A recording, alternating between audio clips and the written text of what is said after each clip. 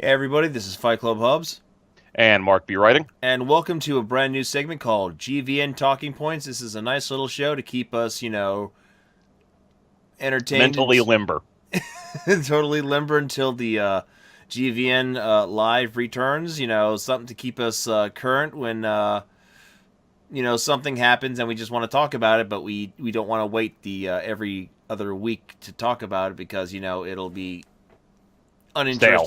stale, uninteresting at that point. So this idea came up because I see a bunch of people on the internet. They do these little blurbs that they just take from their podcasts and then they put it in video and 5 to 10 minute videos. And I said, you know what? Why don't we just do something like that? Have a little bit of fun with it and just keep it topical. Just one topic. We'll talk about it and just share our thoughts. And we're gonna start things off right now with something that just recently announced, and that is the Rampage movie. And this is something that completely caught me off guard because, well, I guess I just haven't been paying attention to uh, the world of video game movies lately. And the only one that I really knew about was coming out was the Tomb Raider movie, and then this one just came out of left field.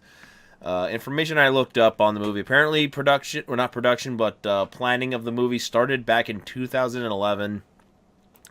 And about 2 years ago, Dwayne The Rock Johnson was announced as the lead for this movie, and then that they started filming and production in the beginning of the year around April of 2017. For those who are probably too young to remember, Rampage is an arcade game that came out in the mid 80s. That's about three humans who were mutated by some kind of, crap, and they went on a giant rampage. There was George the ape, there was Lizzie the lizard, and then there was Ralph the giant werewolf. And you pretty much went from town to town, city to city, destroying buildings, eating people from windows, being attacked by the military. And I doubt there was a shot in hell that this movie, there would be even the idea of a movie coming from something so simplistic as this. And yet, here we are 30 years later with what looks like it could be one of the most fun monster movies I've actually seen in a long time. What are your thoughts, Mark? I I hate to do the Jay Sherman, but my gut reaction is to just go, it stinks, and move on with my day. Like, listen, okay. Rampage as a game is not one that seems like it would support a particularly robust narrative. No.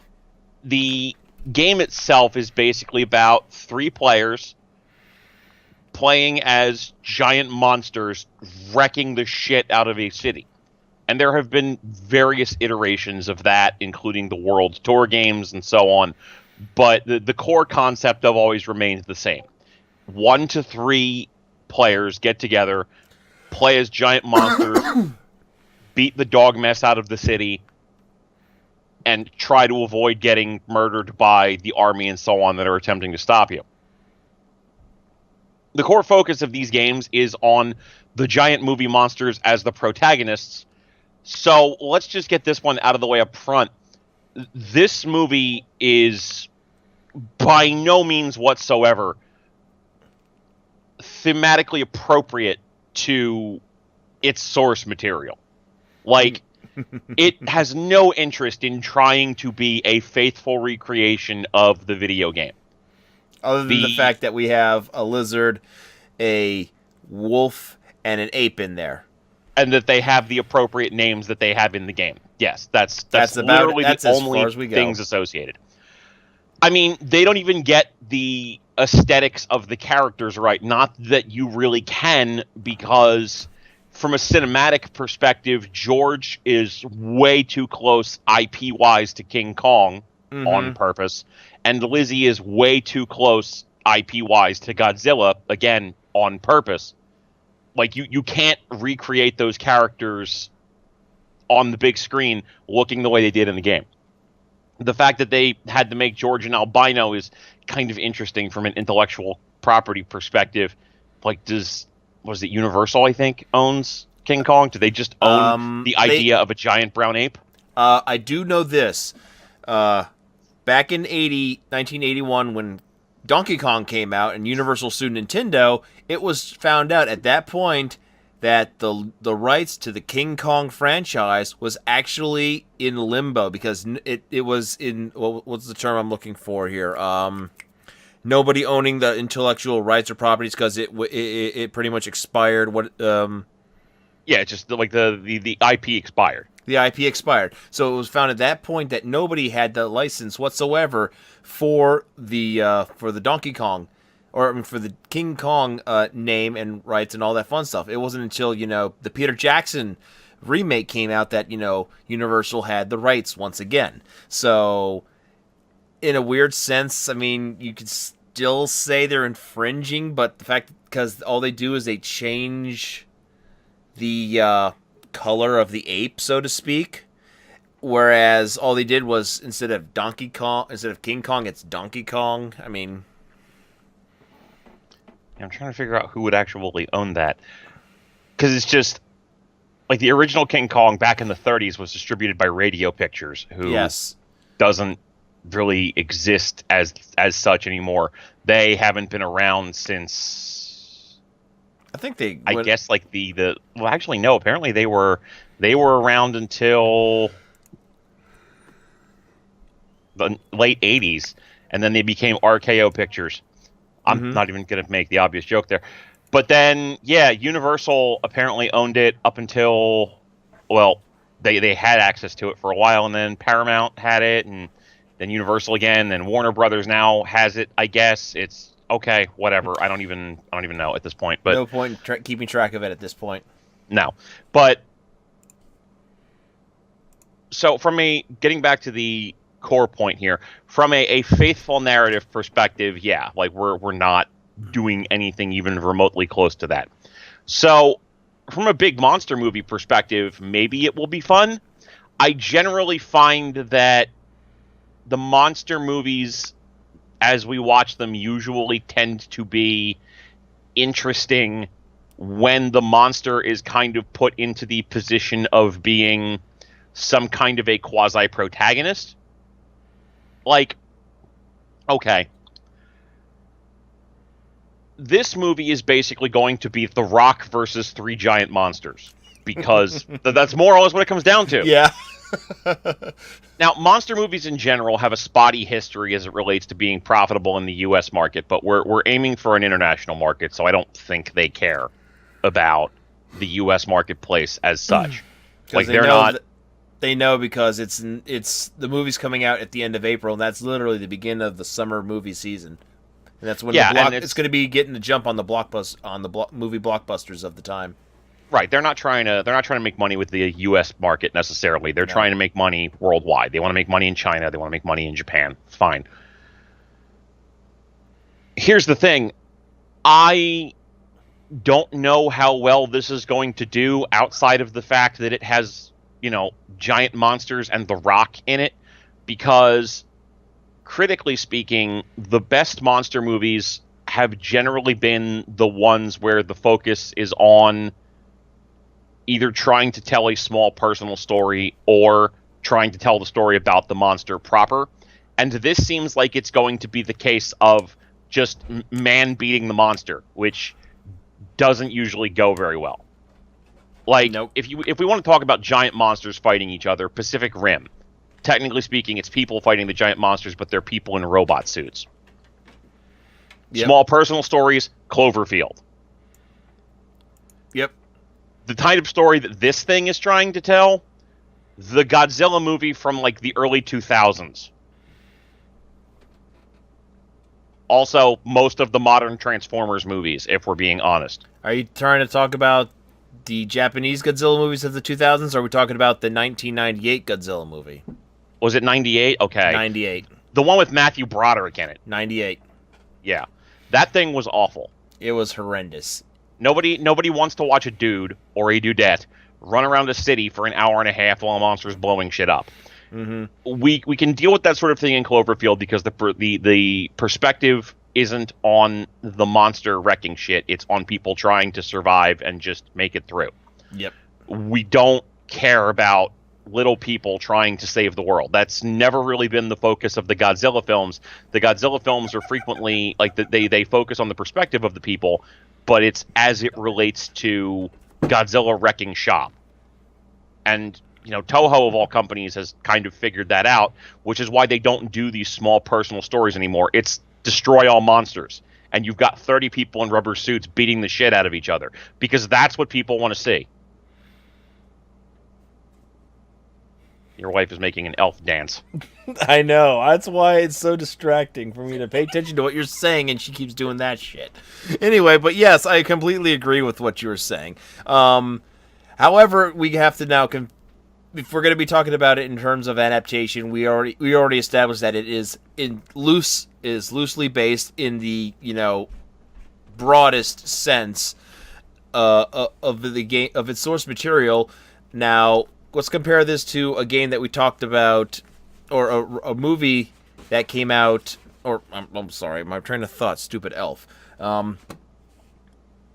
Let's compare this now to a movie that we talked about back in October, which was the Tomb Raider reboot movie. So obviously we see some things in that trailer that really just rubbed us the wrong way, and the fact that it just doesn't seem to catch us in any way, shape, or form does not interest us whatsoever. What is it about this Rampage movie, besides being a really fun-looking, a potentially fun monster movie, do you find... I guess you get where I'm going with this. What is it about this Rampage movie that catches your interest a hell of a lot more than the Tomb Raider movie?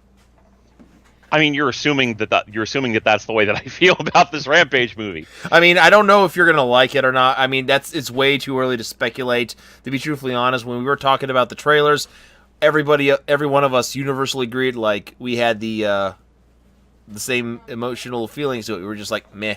Now, this Rampage movie, it at least caught our interest. It at least the initial reaction I got from you was that it caught your interest. Whether it's negative or positive, I have no idea. The thing about the Tomb Raider movie, if we're just talking from a one-to-one sight unseen deal, the major difference between the Tomb Raider movie and this comes down to two things: giant monsters blowing shit up and The Rock. Mm-hmm. Any movie that has The Rock in it is going to at least get an from me for like a second, because I'm a professional wrestling fan and I'm aware of a time period when The Rock was cool. So I'm going to immediately look at any trailer that he's in, even if the movie looks like clown shoes. Fucking Doom, for Christ's sake. But the giant monsters blowing shit up is just a matter of it's giant monsters blowing shit up. That's basically been Michael Bay's MO for the past decade at this point, to one extent or another. The Tomb Raider trailer doesn't really seem like it has anything to say. Like, it's not particularly well composed. Even if I wasn't hypercritical of the trailer based on what I was able to extrapolate data-wise from it as it relates to the video game, that is to say, even if I wasn't hypercritical of it because it looks like it can't get the basics right and it's not going to be a good adaptation, even if that wasn't a problem, that trailer is just very boring. It just exists. There's a couple of CGI type deals that were old when Underworld was doing them, and it's a decade later at this point. So this Matrix dodging shit and bullet time in your trailer is not going to sell me on this. Yep. There's no actors or actresses attached to this movie who are particularly notable. And for me personally, I'm going to remember the original Tomb Raider movies and the fact that their trailers looked much better than this trailer does. Absolutely. And just altogether, they cut a particularly uninteresting trailer. They put together a trailer that, for all intents and purposes, kind of sort of felt like it was being done on a much smaller budget than a film like that probably deserves. And it just doesn't inspire any type of reaction in me beyond, oh, that was a thing I saw. Like, the Rampage movie, for better or for worse, looks like it costs money. And the Tomb Raider movie just, it looks like something that you could probably see on YouTube. Fair enough. So, in terms of wrapping things up real quickly, I personally have to say that for whatever reason, I'm excited to see Rampage, whether it's the fact that, I love monster movies growing up as a kid, with Godzilla, King Kong, War of the Gargantuans, Rodan, all those wonderful kaiju films, including the 1950s, B movies of giant spiders, ants, and whatever. And the fact that it was probably a video game that I really loved as a kid growing up. I'm sure the same could possibly be said for you. Or you at least, I guess you enjoyed it to some degree. So the thing is that I was a Master System kid growing up, and while they had Rampage, it was not a game that I had. So my exposure to Rampage outside of a few small spates in the arcade mostly comes from playing it well after the fact, whether it be via just playing it on an NES like years later or via World Tour. So I don't have the kind of arcade fondness for it that a lot of other people would have had, just because during my time spent in arcades, Rampage was never the first game I homed in on. I generally tended to head towards the beat-em-ups. I liked Final Fight. I liked Ninja Turtles, the arcade game. I liked Aliens, the arcade game. I liked X-Men, the arcade game, so on and so on and so on. So Rampage was never a game that I particularly cared much about. World Tour was interesting, and I enjoyed it as a multiplayer experience, but that game was never a formative part of my childhood. Double Dragon was far more formative, I would say, than Rampage ever was. And that got a shitty movie adaptation, too. You could basically name any video game that has a movie at this point and go, that got a shitty movie adaptation. Because all of them are bad. Not all of them are bad. We've had the first Tomb Raider and the first Mortal Kombat. And Silent Hill. The first Silent Hill. Maybe the first Silent Hill.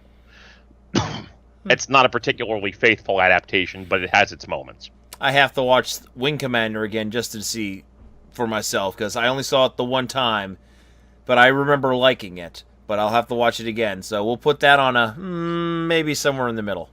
Listen, I liked Super Mario Brothers. It wasn't a good movie. Yeah, I actually took a friend of mine never saw the movie. We're talking almost 20 years after it's. When did it come out? 1994? 1993? I want to say it was around there. Yeah, so a little over almost 10 to 15 years after it came out, a friend of mine told me he never saw it, so I found the VHS tape of it I had somewhere. I think my mom recorded it. And then we went home, or we went to his house, he watched it, and I'm like, okay, dude, you're about to see some weird shit. And he's like, all right, hold up, and he starts lighting up a bong. I think he enjoyed that movie way more than I expected him to. That was in 93. In 1993, there you go. And even by 1993 standards, that was a weird movie. Okay, so we're wrapping things up. Mark, are you going to see it, or are you going to wait for DVD? I haven't seen a movie in the theater in a year, so I'm probably going to wait for DVD. All right. Unless there's some kind of amazing critical response to it, I'm probably just going to wait on it. All right, I'm probably going to try and see it in theaters, because, quite frankly, I don't go to the movies that often, and I do enjoy a nice little monster flick. So, here we go. That's what we thought on, that's our thoughts on Rampage, and thank you for tuning in to watching GVN Talking Points. Hopefully there will be more in the future. I'm FightClubHubbs. This is MarkBWriting. Peace.